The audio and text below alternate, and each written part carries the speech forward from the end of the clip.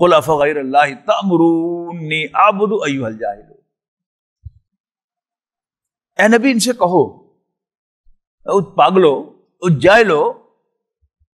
کیا تم مجھے بتاتے ہو، مجھے کہتے ہو کہ میں اللہ کو چھوڑ کر کسی اور کی عبادت کروں؟ یعنی اس کو ہم اپنے محاورے میں کرنل گل کرو، میں تے اللہ نو چھڑ کے کسی اور دی عبادت کرو، کرنل گل کرو۔ اے نبی کہہ دو افغیر اللہ تأمرونی اعبد، کیا میں اللہ کو چھوڑ کر کسی اور کی عبادت کروں؟ ایھا الجاہلون، اے جاہلو، اے پاگلو، وَلَقَدْ أُوحِیَ إِلَيْكَ وَإِلَى الَّذِينَ مِن قَبْلِكَ، جبکہ اے نبی آپ کی طرف بھی اور آپ سے پہلے بھی یہ وحی کی جا چکی ہے، لَئِنْ أَشْرَكْتَ لَيَحْبَطَنَّ عَمَلُكَ، کہ اگر بالفرض والمحال، اس کا کوئی امکان نہیں، لیکن جو قریش پریشر ڈال رہے ہیں نبی اکرم صلی اللہ علیہ وسلم،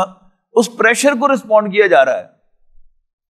کہ یہ تو خیال بھی دل میں سے نکال دو، اس لیے کہ اللہ تعالیٰ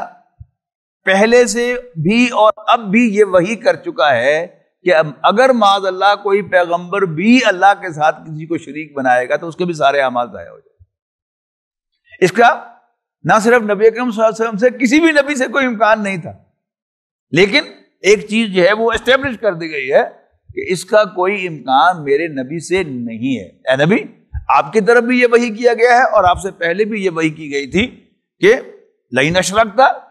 یقیناً اگر تم نے بھی شرک کیا، لیحبطن عملک، تو آپ کے بھی سارے اعمال ضائع ہو جائیں گے، ولتکونن من الخاسرین، اور آپ بھی نقصان سے دوچار ہونے والوں میں شامل ہو جائیں گے۔ بل اللہ فاعبد، پس تم صرف اللہ ہی کی عبادت کرنا، وکن من الشاکرین، اور شکر گزاروں میں شامل ہو جانا۔